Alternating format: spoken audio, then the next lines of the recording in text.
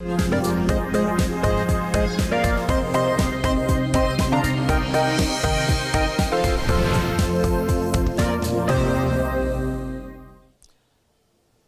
আমরা যুক্ত হয়েছি ঝিনাইদহ জেলা থেকে।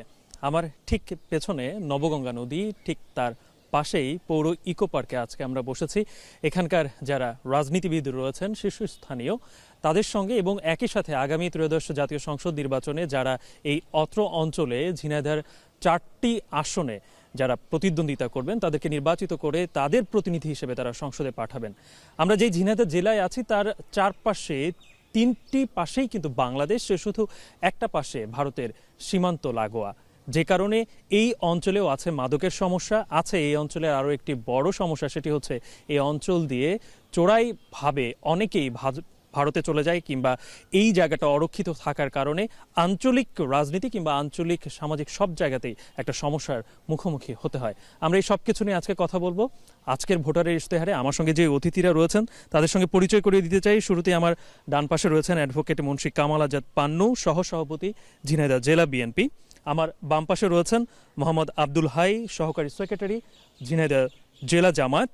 আমার ডান পাশে শেষে রয়েছেন শারমিন সুলতানা, আহ্বায়ক সমাজতান্ত্রিক ছাত্র ফ্রন্ট, এবং বাম পাশে সবার শেষে রয়েছেন মিজানুর রহমান, সদস্য সিটিজেন ফোরাম। এবং আমার সবার সামনে রয়েছেন হচ্ছে আমাদের এখানকার সম্মানিত ভোটারেরা। আপনাদের প্রত্যেককে স্বাগত জানাচ্ছি। শুরুতেই আপনাকে দিয়ে শুরু করতে চাই, সেটি হচ্ছে যে আমি এখানে আসার পর থেকেই দেখতে পাচ্ছি যে এখানকার অধিকাংশ মানুষই হচ্ছে কৃষি নির্ভর।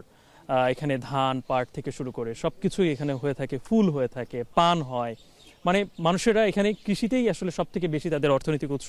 Amrapali fruit syrup, real magic in every drop খুঁজে পেয়েছে। কিন্তু অনেক দিন ধরে আমি শুনতে পাচ্ছি যে এখানকার যেই জিকে সেচ প্রকল্প কয়েকটি জেলা মিলে, সেটা নাকি ঝিনাইদহের যেই জায়গায় মানুষেরা সঠিক সময় তারা পানি পান না। আসছে ত্রয়োদশ জাতীয় সংসদ নির্বাচনে যদি আপনাদের কোনো প্রতিনিধি নির্বাচিত হয়ে আসেন এই 4 আসনে, যে কোনো জায়গায় কিংবা পুরো আসনেও যদি হয়, আপনারা কি এই সমস্যার সমাধান করতে পারবেন? জি, আপনাকে অসংখ্য ধন্যবাদ। আমি শুরুতেই এখন টেলিভিশনের সংশ্লিষ্ট সমস্ত কর্মকর্তা কর্মচারীকে আন্তরিক অভিনন্দন, ধন্যবাদ জ্ঞাপন করছি বিএনপির পক্ষ থেকে। আমরা ঝিনাইদহ জেলা 4টি আসনে নিয়েই ঝিনাইদহ জেলা। আপনি যেমনটা বলছিলেন যে খাল খনন কর্মসূচির অভাবে ঝিনাইদহ পানির সেচ ঠিক মতন পাওয়া যায় না, সময় মতন পাওয়া যায় না, এটা সঠিক। ঝিনাইদহ কৃষি নির্ভরশীল একটি জেলা, যেখানে পানসহ সবজি এবং কৃষি নির্ভর ধানসহ পাটসহ সব রকমের সবজি বা সব রকমের ফসল এখানে উৎপাদন হয়ে থাকে। কিন্তু অত্যন্ত দুঃখজনক হচ্ছে এই যে বিগত সময়ে শহীদ রাষ্ট্রপতি জিয়াউর রহমানের সময়ে যে খাল খনন কর্মসূচিগুলো ছিল সেটা অব্যাহত থাকার না কারণে আমরা যখন পানি দরকার সেই মুহূর্তে আমরা কিন্তু আমাদের পানি আমরা পাই না, কৃষকরা পানি পায় না, যে কারণে চাষবাসের খরচটা অনেক বেশি লাগে, যেটা ডিপ টিউবওয়েল বা যে কোনো মাধ্যমে যখন ন্যায়সেলের মাধ্যমে নেওয়া হয় সেটা খরচ অনেক বেশি পড়ে।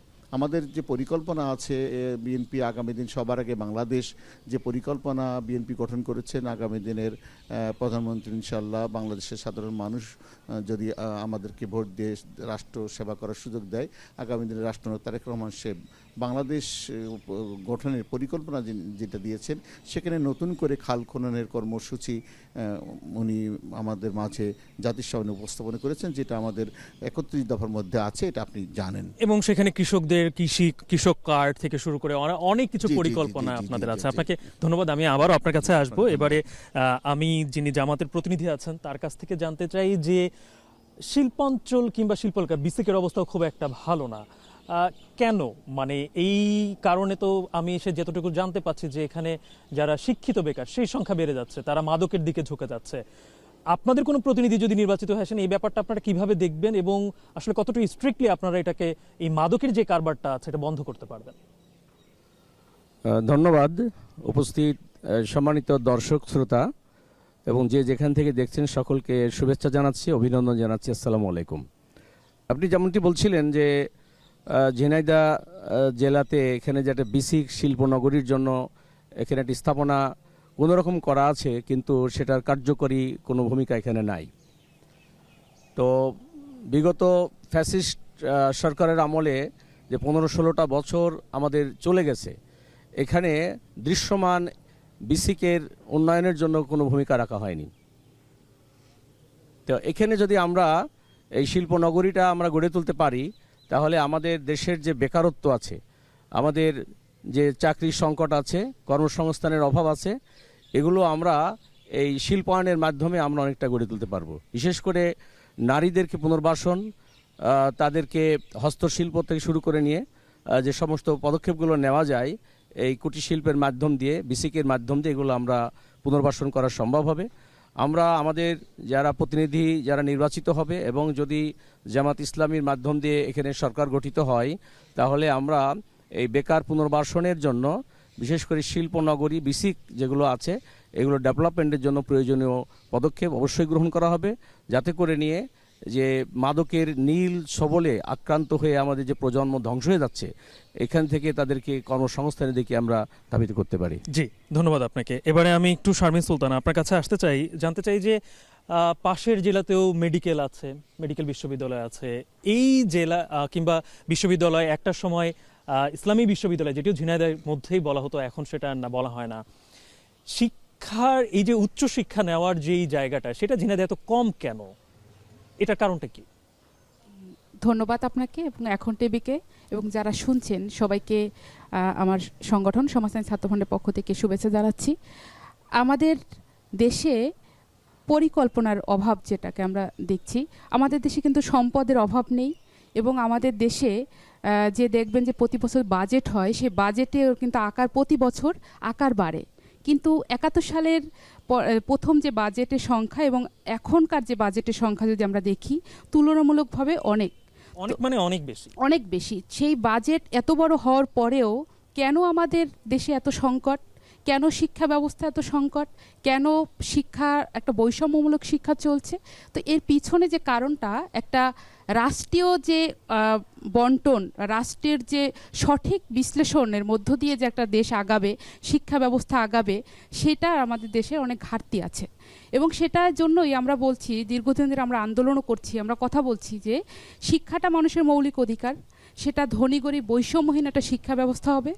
এবং দেখবেন একটা দেশ যদি সঠিকভাবে গড়ে তুলতে হয়, শিক্ষা, স্বাস্থ্য এবং কৃষি, এই তিনটা খাতকে যদি আমরা উন্নত না করি, সেটা আমরা যতই বড় বড় সরকার আসুক না কেন এবং যতই সরকার পরিবর্তন হোক না কেন, যতই অভ্যুত্থান হোক না কেন, যত কিছুই হোক না কেন, আমাদের যদি এই দিকগুলোতে যদি আমরা খেয়াল না করি, তাহলে ঝিনাইদহ কেন, এরকম আমাদের দেশের আরও অঞ্চল আছে, শিক্ষার্থী এরকম পিছিয়ে আছে, টাকার অভাবে পড়তে পারছে না এবং শ্রমিক কৃষক তার সন্তানকে পড়াতে পারছে না। তো এই সংকটগুলো কাটাতে পারবো তখন যখন আমাদের দেশের যে ব্যবস্থা, পুঁজিবাদী অর্থ ব্যবস্থা চলছে, সেই ব্যবস্থাটাকে ভেঙে জনগণের স্বার্থে একটা ব্যবস্থা পরিচালনা করা হবে। তখন স্থানীয় পর্যায়েও নিশ্চয়ই আপনারা এই জায়গাটাকে আসলে হাইলাইট করার চেষ্টা করেন যেন আপনাদের এই দাবি দেওয়াগুলো পূরণ হয়। ধন্যবাদ আপনাকে। এবারে আমি সবশেষে আপনার কাছে আসতে চাই, জানতে চাই যে এই আপনি যদি মাইক্রোফোনটা একটু তার হাতে দিয়ে দেন। জি, ধন্যবাদ। সেটা হচ্ছে যে অন্য জেলায় এগিয়ে যাচ্ছে, ঝিনাইদহ পিছিয়ে আছে। আমরা টিভি স্ক্রল ওপেন করলেই দেখি যে কোনো না কোনো ঝিনাইদহে মানে আইন শৃঙ্খলা পরিস্থিতির অবনতি হয়, সেখানে খুন হয়, অনেক কিছু। কিন্তু অন্য জেলার পরিকল্পনা কি ঝিনাইদহের যারা রাজনীতিবিদ রয়েছেন কিংবা যারা পরিকল্পনা করেন, তারা কি একটু কম পরিকল্পনা করেন? তারা কি পরিকল্পনার জায়গা থেকে পিছিয়ে আছে? আপনার কাছে কি মনে হয়? আমি আপনাকে প্রথমেই বলি, হ্যাঁ, এখানে যারা রাজনীতি করেন তারা অবশ্যই ঝিনাইদহ চিন্তাভাবনার ক্ষেত্রে তারা পিছিয়ে আছে এবং সুন্দর ঝিনাইদহ গঠনে তাদের কিছুটা ঘাটতি আছে। আপনি জানেন যে বিগত দিনে যারা এমপি নির্বাচিত হয়েছে তারা নিশ্চিতভাবে এই বিষয়গুলি ভাবে নাই। আর আরেকটা বিষয় আমি আপনাকে একটু অবগতির জন্য বলি, যে সেটা হচ্ছে যে ঝিনাইদহ নিয়ে যত মানে নেগেটিভ কথা আছে, কিন্তু ভালো কথাগুলি আছে। ঝিনাইদহ কিন্তু অরিজিনালি যদি বাস্তবে দেখেন, আপনি ঘুরে দেখেন যে শিক্ষা পরিবেশ রয়েছে, ক্যাডেট কলেজ আছে এখানে, আপনি এখানে টেক্সটাইল মিল আছে, এখানে আপনার যে প্রাণী সম্পদ বিভাগের একটা ইউনিভার্সিটির একটা শাখা রয়েছে এবং আপনি যেখানে বসে আছেন চতুর্দিক আইএসটি আছে, এমআইএসটি আছে। মানে ঝিনাইদহে নেই শুধু মেডিকেল কলেজ। আপনি যদি এটা ঝিনাইদহের কথা যদি বলি, যে ঝিনাইদহতে আমাদের দত্তনগর কৃষি ফার্ম, এশিয়ার বড় ফার্ম। আপনি একটু যদি ঝিনাইদহের আপনার এই পশ্চিম দিকে গিয়ে যেন ওখানে সাধুয়াটিতে বিশাল কৃষি ফার্ম। তা যে সবথেকে যে বিষয়গুলি আমি এ পর্যন্ত আমি বলবো যে সেটা হচ্ছে যে ভাবনাই যেটা নেই, আপনি জানেন যে জিটিসিএল মানে গ্যাস কোম্পানি, যেটা আমার ঝিনাইদহের এখানে বিশাল একটা ডিপো আছে, কিন্তু এখানে গ্যাস এসে বসে আছে, পাইপের ভিতরে গ্যাস আছে। এই ডিস্ট্রিবিউশন কোম্পানিগুলি এই গ্যাসগুলি দিচ্ছে না, মানে একেবারে বিসিকের সামনেই দেখবেন যে এটা জিটিসিএল মানে গ্যাসের কিন্তু এটা কিন্তু আমাদের অনেকেই জানে না এটা কিন্তু আমাদের এই অঞ্চলে গ্যাস সরবরাহ করার জন্য একটা সেন্টার, যা খুলনাতে একটা, এখানে একটা, আর ভেড়ামারাতে একটা আছে, অথচ এটা করে এই নিয়ে এই বিষয়গুলি কিন্তু আমাদের জনপ্রতিনিধি কখনোই বলে নাই। আমি কখনোই শুনি নাই যে জিটিসিএল এখানে আছে, গ্যাস দাও, কেউ বলে নাই।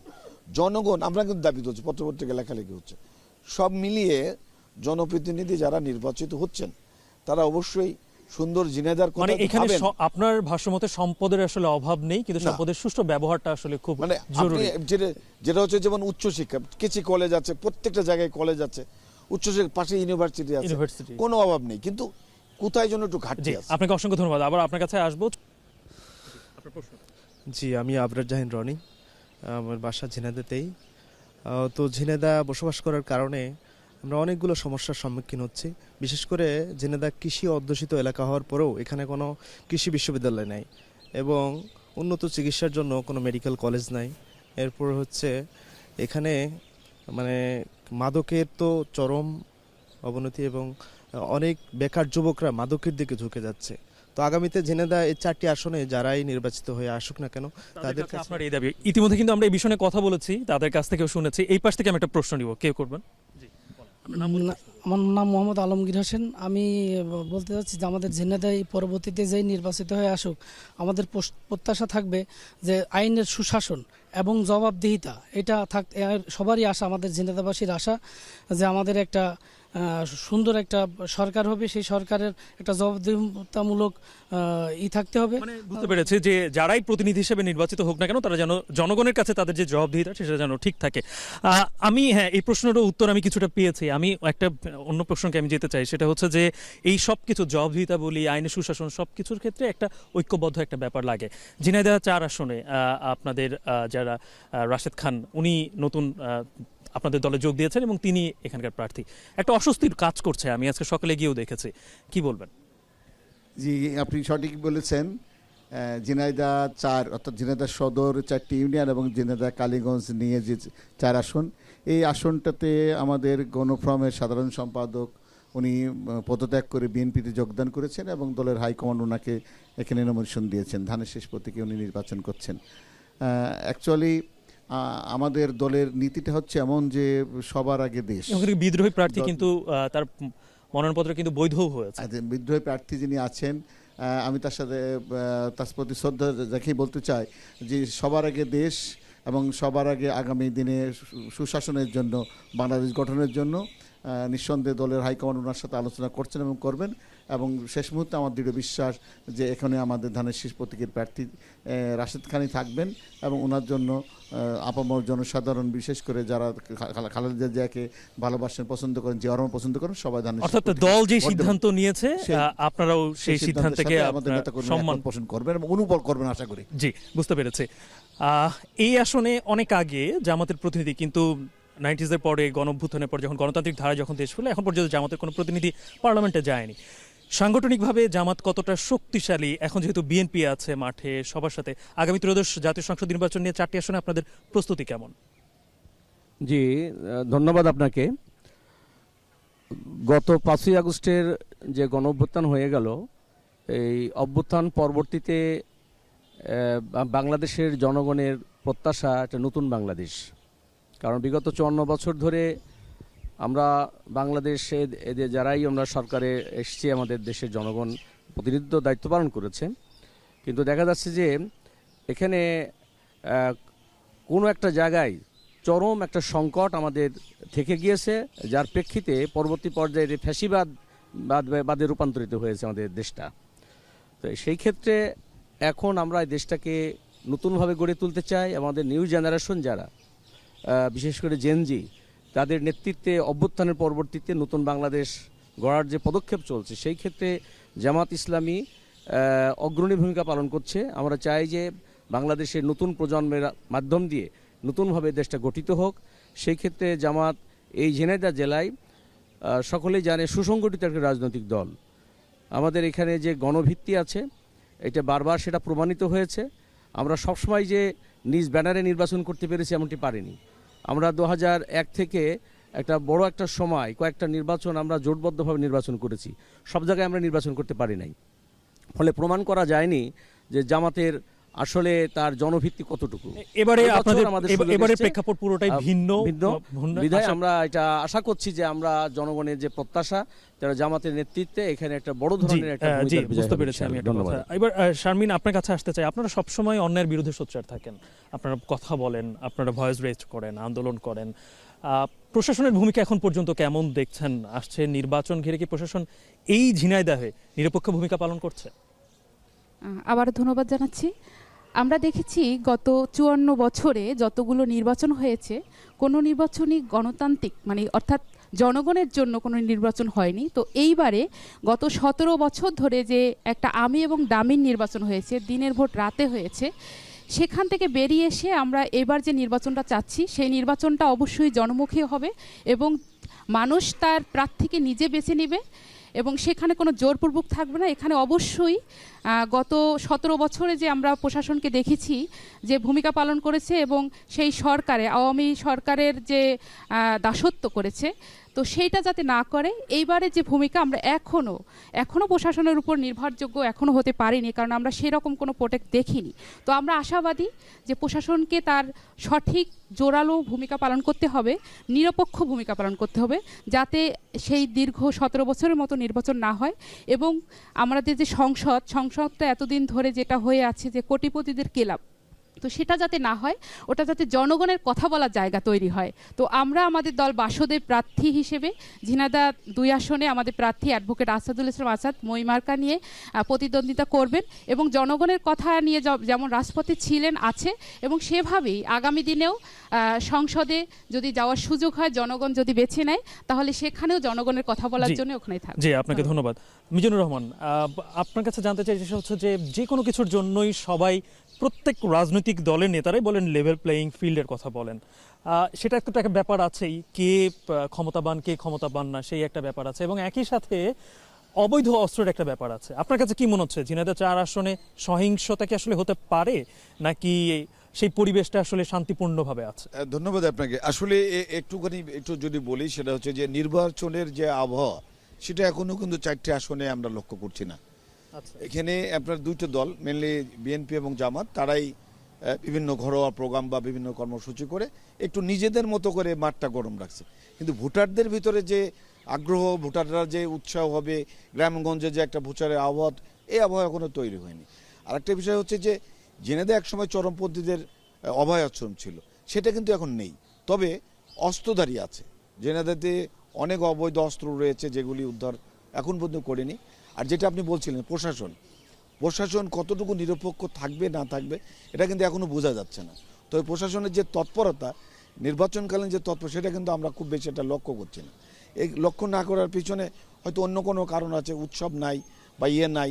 নির্বাচনের যে উৎসব, এই উৎসবটা কিন্তু শুধু যারা নির্বাচন আসছে তাদের ভিতরে, সাধারণ মানুষকে কিন্তু এরা জাগাইতে পারেনি। এখন যদি জাগাইতে পারে, আরেকটা জিনিস যেটা মাদক, যেটা বানের জোয়ার মানে যেভাবে পড়ে মাদক আসছে, মাদক এত বেশি আসছে, বিশেষ করে 5 আগস্টের পরে যে ট্রমা হয়ে গেছে সাধারণ সকলের ভিতরে, এই ট্রমার একটা ইফেক্ট পড়ে ঝিনাইদহ একটা মাদকের চ্যানেল বলা হয়, টানেল, এবং এখানে অনেকগুলি গডফাদার আছে, তারা কিন্তু কেউ ধরা পড়েনি।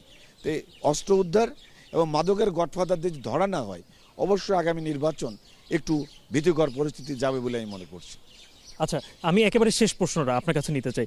এই যে সবকিছু লেভেল প্লেইং ফিল্ড, খুব শর্টে আপনি বলবেন আপনার দল আসলে কতটুকু প্রতিশ্রুতিবদ্ধ যে কোনো ধরনের সমস্যা আপনার দলের থেকে হবে না?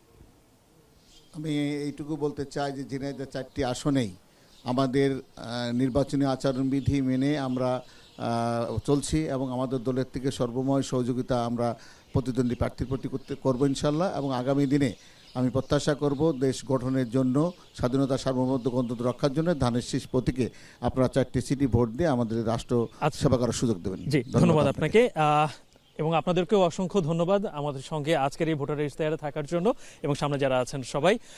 শেষ করতে হচ্ছে আজকে এই ঝিনাইদহ থেকে ভোটারের ইশতেহারে। তবে আগামীকালকে ঠিক একই সময় দেখা হবে যশোরে ভোটারের ইশতেহারে। ভালো থাকবেন সবাই।